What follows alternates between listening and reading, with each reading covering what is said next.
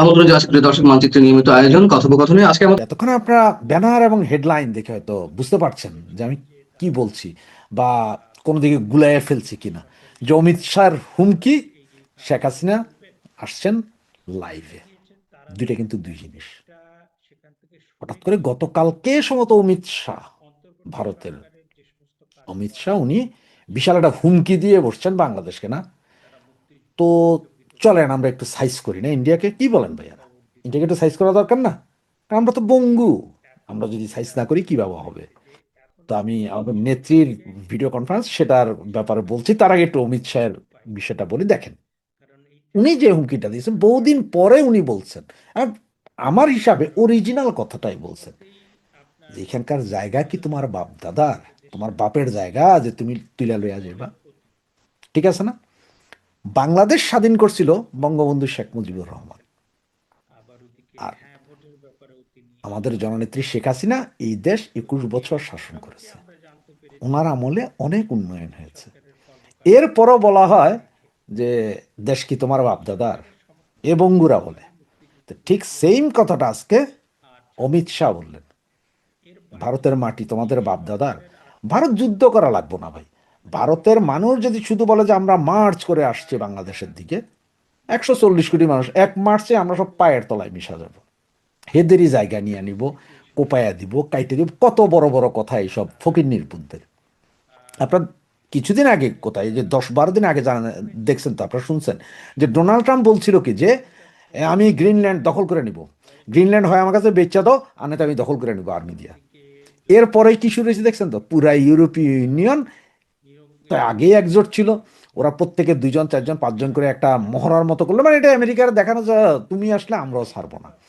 আর যেই ন্যাটো ছিল, ন্যাটো কিন্তু তৈরি করছে এই ইউরোপ এবং আমেরিকা মিলে, সে ন্যাটোর মধ্যে অলরেডি ভাঙন শুরু হয়ে গেল।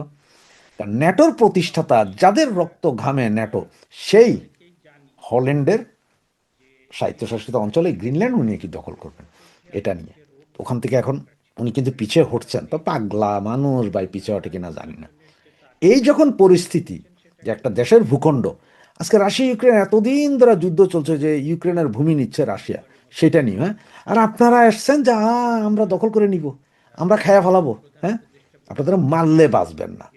অমিত শাহ কিন্তু সঠিক সময়ে, সঠিক কারণেই হুমকিটা দিয়েছেন। কারণ আপনারা যদি একটু খেয়াল করেন যে গত বেশ কিছুদিন যাবৎ দেখছেন যে বাংলাদেশের বর্ডার এরিয়া পুরোটাতে সেনা ক্যাম্প থেকে শুরু করে অনেক কিছুই করেছেন। এবং অমিত শাহের হুমকিটার দুদিন আগে আমাদের ওই যে কন্ডমাপা আছে না, আপনার ওই যে পরিবেশ আপা আর কি, উনি রংপুরের ওইদিকে গিয়েছিলেন হানা ভোটের পক্ষে প্রচার চালাইতে। সেদিন কিন্তু উনি চাইনিজ অ্যাম্বাসাডারকে নিয়ে গিয়েছিলেন। ভোটের ক্যাম্পেইন বাংলাদেশের, ভোট ক্যাম্পেইন, ভোট দিবে বাংলাদেশের জনগণ, আর আপনারা নিরপেক্ষভাবে ইলেকশনটা করবেন। আপনারা কেন হানা পক্ষের প্রচার চালাইতেছেন? প্রথম কথা। দ্বিতীয় কথা হচ্ছে যে সেইখানে আবার এই চাইনিজ রাষ্ট্রদূত নিয়ে যেতে হবে কেন আপনারে? উনি কি বুঝে? উনি হানার বুঝে এটা কি? উনি বাংলায় কথা কয়, ইংলিশ পারে, কিছুই তো না। তাহলে ওনার নিয়ে যেতে হবে। এগুলো হচ্ছে যে ওই জায়গায়, মানে আমেরিকা, ইন্ডিয়ারে দেখানো যে দেখো আমাদের সাথে আছে। এই জন্য অমিত শাহ যে হুমকিটা দিছেন, এই হুমকিটার ফলাফল আমরা কিছু না কিছু পাবো। একদম যে কিছু পাবো না তা না, কিছু না কিছু পাবো। এদিকে ভারতের, আজকে বাংলাদেশের অনেক পত্রিকায় হয়তো দেখছেন, হ্যাঁ ভারত বাজেট পেশ করেছে, সেখানে বাংলাদেশকে দেওয়া সাহায্য কমিয়ে দিয়েছে। কেন রে ফকির নির্বুত, তোরা না বলে বয়কট ভারত, বয়কট ভারত? তো এখন তোদের বরাদ্দ কমিয়ে দিয়েছে, তাতে কি হয়েছে? তোরা তো বয়কট ভারত। আমি তো কমু যে এম্বাসি মেম্বাসি, ভারতের এম্বাসি মেম্বাসি যা আছে তোরা সব জ্বালায়া পড়াইয়া দে, কূটনীতিক সম্পর্কই ছিন্ন করে আলা। তোরা পাকিস্তানের সাথে কর, তোরা ওখান থেকে বাংলা, পাকিস্তান থেকে গাধার মাংস আইন না গরুর নামে ব্যাস বেচা খা। ঠিক আছে না? এই অবস্থাতেই চলবে। সুতরাং অমিত শাহের যেই হুমকি, এতদিন পরে এটা হুমকি দিছে, তবে এই হুমকিতে বাঙালির কাজ হবে না। আমার মতে ইন্ডিয়া একটা ডলাও দিতে হবে। কারণ আপনি দেখেন, মুম্বাই অ্যাটাকের যেসব লোকগুলো, মুম্বাই বিস্ফোরণে জড়িত যেসব লোকগুলো ছিল, এবং এটা ইন্টারন্যাশনালি জানে, এই লোকগুলো এখন বাংলাদেশে আছে সবাই। এবং পাকিস্তানের প্রচুর সন্ত্রাসী সংগঠনের লোকজন এখন বাংলাদেশে আছে, যে কোনো মুহূর্তে যে কোনো কিছু ওরা ঘটাইতে পারে। শুধু ইন্ডিয়া তো দেখেই থাকে, ভাই আমার দেশ আমি রক্ষা করবো না? আপনার বাড়ি এসে কেউ যদি বলে যে আপনার বাড়ি দখল করবেন, আপনার বাড়ির জায়গা এটা আমার, আপনার ছেড়ে দিবেন? আপনিও তো আপনার বাড়ির সীমানা প্রাচীর দেন বা জায়গার মাপজোক থাকে যে ভাই এখানে এসে না, এখানে নিয়ে নিলে মারামারি হয়ে যায় না, কোপাকুপি হয়ে যায়। আরে বাপের সম্পত্তি ভাগের জন্য দুই ভাই পিটাপিটি হয়, সেখানে আপনি আরেক দেশের সম্পদ খাইয়া ফেলাবেন, ভাগ করে দিবেন, আপনার নিজেরই লেংটির খবর নাই। এটা অবস্থা কি জানেন, যে আপনার নিজেরই ওই মিডল দণ্ড দেখা যায়, আবার আপনি কইতেছেন যে আরেকজনের পাশা দেখা যায় কেন? এই হচ্ছে বাঙালির অবস্থা। তো অমিত শাহ যা বলছেন, আমার মনে হয় কি জানেন, যে যে কোনো মুহূর্তে এমনও হইতে পারে যে বাংলাদেশের 3 টুকরা করে শুধু ঢাকার টুকরাটা রাইখা বাকি দোনোটাই ইন্ডিয়া দখল করে কইতে যে এটা আমাদের ভূমি, এবার তোরা যা ফালাবি ফালা। এটা হইতে পারে, এরকম হওয়ার সম্ভাবনা খুব বেশি। এখন আসেন যে আমি আমাদের নেত্রী, আমাদের আপা, ওনার যেই বার্তা আসবে, তবে অনেকে বলছে যে ভিডিও বার্তা দিবেন, তবে আমার কাছে যে খবরটুকু আছে সেটা হচ্ছে যে উনি ভিডিও বার্তা দিবেন না। উনি প্রায় 7 থেকে 8 মিনিটের জন্য সারা বাংলাদেশ সহ বিশ্বে বাংলা ভাষাভাষী মানে বাংলাদেশিদের জন্য, বাংলাদেশের জনগণের উদ্দেশ্যে 12 তারিখের আগে একটা ভাষণ দেবেন। নির্বাচনের আগে, এই অবৈধ নির্বাচনটার আগে একটা ভাষণ দিবেন। সেই ভাষণটাতে উনি এই নির্বাচন যে আওয়ামী লীগ বিন যে নির্বাচনটা, এটা তো অবৈধ নির্বাচন, এই বিষয়ে এত কোনো দিক নির্দেশনা তুলে দিবেন, এবং জনগণের উদ্দেশ্যে, বাংলাদেশের জনগণের উদ্দেশ্যে কিভাবে এই নির্বাচন না গিয়ে নিজ ঘরে থেকে boycott, no vote no vote, মানে আমরা ভোট দিতে যাবো না, জীবন বাঁচাও, এইটা বইলা এই ধরনের দিক নির্দেশনা দেওয়ার একটা কথা আছে বলে আমার কাছে যতটুকু। তবে সেটা কবে কখন কোন মুহূর্তে হবে সেটা এইক্ষণ পর্যন্ত কেউ বলতে পারে না। তার কারণ কি জানেন, উনি যে যেদিন ভাষণটা দেবেন সেই দিনে তো এমন হইতে পারে যে বাংলাদেশের সমস্ত ইন্টারনেট কাট অফ করতে পারে, বা উনি যেই 2, 4, 5টা বা 10টা বা 20টা যেসব ইউটিউব চ্যানেল থেকে বিভিন্ন টিভি চ্যানেল, ওগুলার হয়তো স্লট আউট করে দিতে পারে, যে মানে ওগুলা বাংলাদেশে দেখা যাবে না। সুতরাং আমি বলবো যে বাংলাদেশের যেসব ভাই বোন বন্ধু বান্ধব আছেন, আপনার ফ্রি ভিপিএন ডাউনলোড করে অলরেডি রাখেন, ফ্রি ভিপিএনটা ডাউনলোড করে রাখেন। অনেক ইউটিউব চ্যানেল, অনেক টিভি চ্যানেল হয়তো ওনার ভাষাটাকে সরাসরি প্রচার করে দিব। যেন আমিও চেষ্টা করব যে আমি যদি এরকম দেখি, তাহলে আমি হয়তো আমার ফেসবুকে ইউটিউবে আই না, আমি এটাকে চালায় দিব। তার কারণ হচ্ছে বাংলাদেশে যদিও বন্ধ করা হয়, আমাদের এখানে তো বন্ধ করতে পারবেন না। আর আমরা বাইরে থেকে যারা আছি, আমরা বাইরে যারা আছি, তারাও যদি চালায় দিই, তাহলে আপনি করবেনটা কি? আপনি কত হাজার লোক বন্ধ করবেন? সুতরাং বন্ধ করতে পারবেন না, পুরোপুরি বন্ধ করতে পারবে না। এইটা হবে, এবং সেটার জন্য উনি নাকি 7 থেকে 9 মিনিট ধরে একটা ভাষণ দিবেন। এর ভিতরে হয়তো 2, 4টা প্রশ্ন থাকতে পারে, হয়তো কারো কারো এই যেসব সাংবাদিকরা থাকবে এদের হয়তো 2, 1টা, তবে এটা হবে লাইভ, সরাসরি লাইভ। মানে এতদিন যেটা দেখেছেন যে উনি এর আগে আপনার ওই যে 2টা চ্যানেল, সম্ভবত এ টিম এবং আরেকটা কোনটাতে আসছিলেন জানি, তাতে ওনার চেহারা দেখা যায় নাই। বিভিন্ন হোয়াটসঅ্যাপ কল, তারপর মেসেঞ্জারে কল, এরপরে টেলিগ্রাম, বু team, A team, B team, C team, যত জায়গায় কোথাও কোথাও ওনার চেহারা কেউ দেখেন নাই। তবে এর মধ্যে একটা বিষয় ছিল যে দেখেন, বঙ্গবন্ধু শেখ মুজিবুর রহমান 1975 সালের 15ই আগস্ট মারা গেছেন।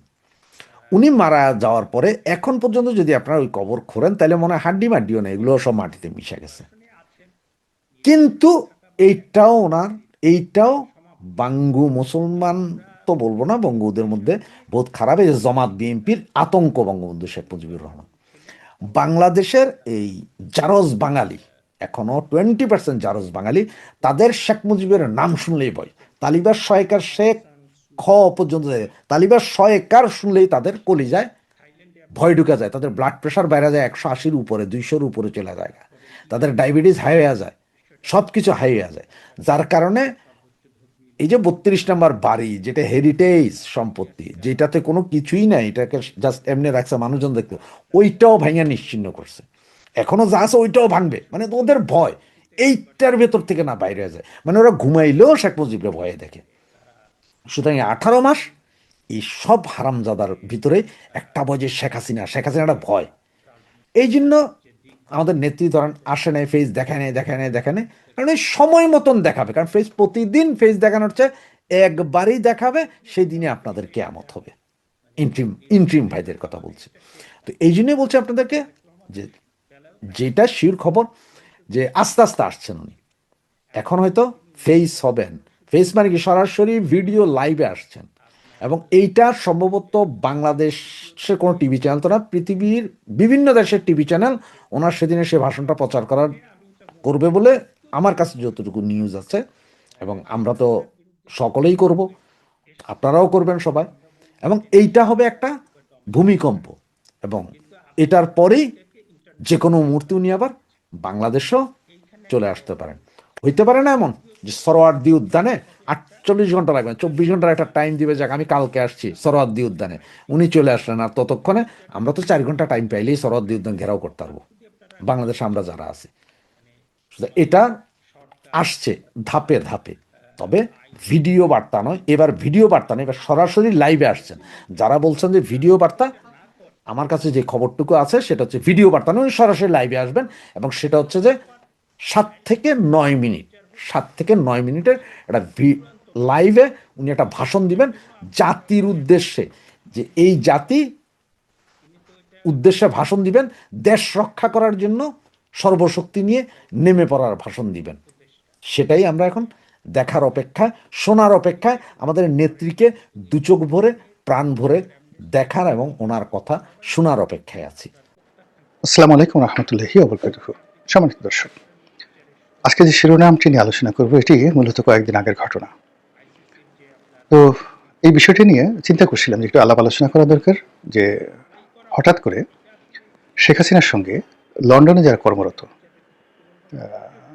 প্রবাসী বাংলাদেশি এবং লন্ডনে যারা আশ্রয় নিয়েছেন আওয়ামী লীগের বড় বড় নেতা, তাদের মধ্যে যাদের নেতৃত্বের পর্যায়ে রয়েছেন এরকম 8 জন কিংবা 10 জন শীর্ষ আওয়ামী লীগ নেতা, এর মধ্যে চট্টগ্রামের না সিলেটের যিনি সিটি কর্পোরেশনের মেয়র ছিলেন তিনি সহ অনেকেই, যুক্তরাজ্য আওয়ামী লীগের প্রেসিডেন্ট সেক্রেটারি সহ যুবলীগের এক নেতা সহ, বললাম যে 8 জন বা 10 জন, তারা লন্ডন থেকে উড়ে গিয়ে দিল্লিতে শেখ হাসিনার সঙ্গে দেখা করেছেন। শেখ হাসিনার সঙ্গে এভাবে ফর্মালি সরাসরি দেখা করার ঘটনা এই প্রথম, যেটি আন্তর্জাতিক মিডিয়াতে এসেছে, আমাদের স্থানীয় মিডিয়াতে এসেছে, আর সামাজিক মাধ্যমে তোলপাড় পড়েছে। তো কলকাতাতে যারা আছেন তাদের সঙ্গে শেখ হাসিনার নিয়মিত যোগাযোগ হয়, তারা অহরহ তার সঙ্গে দেখা করেন, কিন্তু এগুলো কখনোই সংবাদ শিরোনাম হয় না। তারপর সজীব ওয়াজেদ জয়, সাইমা ওয়াজেদ পুতুল, তারাও তার সঙ্গে দেখা করেন, শেখ রেহানাও তার সঙ্গে দেখা করেন, হয়তো শেখ রেহানা পরিবারের আরও অনেকেই শেখ হাসিনার সঙ্গে দেখা করেন। ওয়াদুল কাদের সঙ্গে হয়তো দেখা হয়েছে, জাহাঙ্গীর কবির নানক, এদের সঙ্গে তো অহরহ দেখা হয়, কিন্তু এগুলো মিডিয়াতে আসে না। এই ঘটনাটি, অর্থাৎ লন্ডন থেকে যে সকল নেতৃবৃন্দ, আওয়ামী লীগের নেতৃবৃন্দ এসে শেখ হাসিনার সঙ্গে দেখা করলেন, এটা ঘটা করে মানে পেপারে আসলো কেন? আর এই সময়টাতে লন্ডন আওয়ামী লীগের নেতৃবৃন্দ কেন তার সঙ্গে আসলেন? কেন লন্ডনের বিপরীতে নিউ ইয়র্ক আওয়ামী লীগ, তারা সেটা তো আরও শক্তিশালী, তারা কেন এলো না? কিংবা ধরুন জার্মানির বা অল ইউরোপীয়, যেটা অল ইউরোপীয় আওয়ামী লীগ রয়েছে, তারা কেন গেলেন না? কেবলমাত্র লন্ডনের যারা আছেন, ইউকের যারা আছেন, তারা কেন গেলেন? এটা নিয়ে আলোচনা দাবি রাখে। এবং এটা আমাদের রাজনীতির একটা টার্নিং পয়েন্ট। ইলেকশন যদি হয়, নির্বাচন যদি হয়, এবং সেই নির্বাচনে যদি সবাই ভোট দিতে পারে, আওয়ামী লীগের যারা প্রার্থী, না আওয়ামী লীগের যারা ভোটার, তারা কোন প্রার্থীকে ভোট দেবেন সেই ব্যাপারে কোনো চূড়ান্ত সিদ্ধান্তে আওয়ামী লীগ পৌঁছেছে কিনা, তারা এই সফরের মাধ্যমে নির্ধারিত হয়ে গেছে। তো এই বিষয়টি নিয়ে আলোচনা করব, কিন্তু আলোচনা একটু দেরি হয়ে গেল। এই কারণে যে এরই মধ্যে অনেকগুলো ঘটনা ঘটে গেছে। তারেক রহমান সাহেবকে অকথ্য ভাষায় গালাগালি করা হলো গুরুত্বপূর্ণ জায়গা থেকে। আবার আমিরে জামাত তার একটি টুইট বার্তা বা এক্স হ্যান্ডেলে তার একটি বার্তা, এটি নিয়ে সারা বাংলাদেশ উত্তাল। এরপরে আল জাজিরাতে তিনি সাক্ষাৎকার দিলেন। বিভিন্ন বিষয় নিয়ে এতগুলো ঘটনা ঘটতে থাকলো একটার পর একটা। সেই ঘটনাগুলো একেবারে হট, এবং এগুলো রাজনীতির বাক পরিবর্তন করবে না, কিন্তু সমাজে যথেষ্ট উত্তেজনা তৈরি করেছে এবং নির্বাচনের পথে যথেষ্ট বাধা সৃষ্টি করবে। ফলে ওই প্রসঙ্গগুলো এনে ভিডিও বানাতে গিয়ে এই যে মূল লাইমলাইটে আসা একটি গুরুত্বপূর্ণ বৈঠক, যেটি কিনে রাজনীতির কোর্স অফ অ্যাকশন পাল্টে দিবে, তো সেটা নিয়ে আলোচনা করতে একটু দেরি হয়ে গেল। আমি মনে করি যে শেখ হাসিনার সঙ্গে লন্ডনে যে আওয়ামী লীগ নেতৃবৃন্দ রয়েছেন তাদের যে সাক্ষাৎ, এই সাক্ষাতের পেছনে জামাতের একটা ভূমিকা আছে আমি মনে করি। কেন? আপনারা জানেন যে বাংলাদেশে জামাতের যে ভূমিকা বা বাংলাদেশে জামাতের যে শক্তিশালী সাংগঠনিক ক্ষমতা এবং বুনিয়াদ, এটি সংখ্যার বিচারে অনেক বড়। কিন্তু যদি আপনি তাদের কৌশলগত পুঁজি বলেন, ফান্ডামেন্টাল স্ট্রাকচার বলেন, বেসিক স্ট্রাকচার বলেন, গবেষণা সেল বলেন এবং আশ্রয় সাহারা বলেন, ওটি লন্ডন। জামাতের যখন খুব খারাপ অবস্থায় গেছে, ঠিক সেই সময়টাতে জামাত তাদের তাবলিগি কর্মকাণ্ড, গবেষণা কর্মকাণ্ড সব কিছু তারা লন্ডন থেকে তারা পরিচালনা করেছে। আপনাদের অনেক হয়তো মনে আছে, হাফিজ মুনির উদ্দিন ইস্ট লন্ডন মসজিদের খতিব ছিলেন, এবং লন্ডনে যারা থাকেন তারা জানেন যে ইস্ট লন্ডন মসজিদ এবং এটার যে খতিব সেখানে মুসলিম কমিউনিটির মধ্যে কতটা গুরুত্বপূর্ণ। কিংবা আপনারা যারা জানেন যে মাওলানা আবুল কালাম আজাদ এরশাদের জমানা থেকে, মাওলানা আবুল কালাম আজাদ ওই যুদ্ধাপরাধীর হিসাবে যাকে অভিযুক্ত করার পর যিনি পালিয়ে গিয়েছিলেন এবং সম্প্রতি সময় তিনি এসে আবার আত্মসমর্পণ করেছেন। তো এই ভদ্রলোক মূলত জামাতের লোক, কিন্তু জামাতি বুদ্ধিজীবীর তকমা বাদ দিয়ে একজন ইসলামী স্কলার রূপে উনি এবং কামাল উদ্দিন জাফরি এই দুজন মানুষ যেভাবে জামাতকে এগিয়ে নিয়েছিল ইন্টেলেকচুয়াল লেভেলে, পুরো এরশাদের জমানা, পুরো বিএনপির জমানাতে টেলিভিশন খুললেই আপনি দেখতে পারতেন কামাল উদ্দিন জাফরি এবং সেই মাওলানা আবুল কালাম আজাদ, এই দুজন। বাকি অন্যান্য যারা স্কলার তাদের কখনো তৈরি হয়নি। আর আমলাতন্ত্র এবং ইন্টেলেকচুয়াল লেভেলে পুরো জামাতি যে গ্রুপ, আজকের যে যা কিছু দেখেন, এদের ফাদার বলা হয় শাহ আব্দুল হান্নানকে। এবং সেই শাহ আব্দুল হান্নান যখন বাংলাদেশ ব্যাংকের ডেপুটি গভর্নর ছিলেন এরশাদ জামানাতে, তখন থেকে তিনি জামাতকে অর্গানাইজ করছেন পুরো আমলাতন্ত্রের মধ্যে। বোঝার চেষ্টা করুন। তো সেই শাহ আব্দুল হান্নান এরশাদ জামানা থেকে আমলাতন্ত্রে, মিডিয়ার যে জগৎ এবং ইসলামী প্রচার এবং প্রোপাগান্ডাতে বাংলাদেশে একদিকে সেই কামাল উদ্দিন জাফরি আর অন্যদিকে মাওলানা আবুল কালাম আজাদ ইন্টেলেকচুয়াল লেভেলে। আর মাঠে ময়দানে তারা দেলোয়ার হোসেন সাঈদীকে, এখন যেভাবে তারা সেই মিজানুর রহমান আজহারিকে ব্যবহার করছেন, তখন দেলোয়ার হোসেন সাঈদীকে তারা ব্যবহার করেছেন। এবং সাঈদী সাহেব সেই ডিবির অফিসে ইন্টারোগেশনে যে কথাগুলো বলেছেন, আমি এগুলো বলতে পারবো না, আই নো ইট। এনিওয়ে, তো করে তারা আগে ইসলাম, আজকে তাদের যে প্ল্যাটফর্মগুলো তৈরি হয়েছে সেই প্ল্যাটফর্মগুলো তারা তৈরি করেছেন পথে ঘাটে মাঠে এরশাদের জমানা থেকে। আর এই পুরো জিনিসগুলো বিভিন্ন অর্গানাইজেশনের মাধ্যমে, সংগঠনের মাধ্যমে তারা পরিচালনা করতেন লন্ডন থেকে। সেখানে হাফিজ মুনির উদ্দিন, তিনি দেলোয়ার হোসেন সাঈদী সাহেবের বিআই, কামাল উদ্দিন জাফরি দেলোয়ার হোসেন সাঈদী সাহেবের বিআই। পারিবারিক বন্ধন দিয়ে সব দিয়ে মানে জামাত যে অর্গানাইজটা লন্ডন থেকে করেছেন, তার প্রেক্ষিতে আজকের জামাত এই জায়গাতে এসে পৌঁছে গেছেন। এখনো যদি ভবিষ্যতে জামাতের বিপদ আসে, তাকে আবার সেই লন্ডনমুখী হতে হবে। তো সেই লন্ডনে তাদের বিভিন্ন এজেন্ট রয়েছে, গুপ্ত এজেন্ট রয়েছে। সেই গুপ্ত এজেন্টরা অবাধে তারেক রহমান সাহেবের চারিদিকে ছিলেন, এখনো আছেন। এবং এদের অনুমতি নিয়ে মির্জা ফখরুল সাহেবকে, আব্দুল আল মিন্টু সাহেবকে, এদের অনুমতি নিয়ে রুহুল কবির রিজভী সাহেবকে তারেক রহমান সাহেবের দরবারে হাজির হতে হতো, বা এখনো হচ্ছে। এবং এরা কারা বলতে পারবেন না, আপনি বলতে পারবেন না। তো এটা মানে এই যে সন্দেহটা আমি ধরাই দিলাম, সেই সন্দেহটা স্বয়ং বিএনপির শীর্ষ পর্যায়ের নেতৃত্ব ইনক্লুডিং তারেক রহমান সাহেবের মধ্যে আছে, এবং এই বুনিয়াদটা তারা তৈরি করেছে লন্ডনে।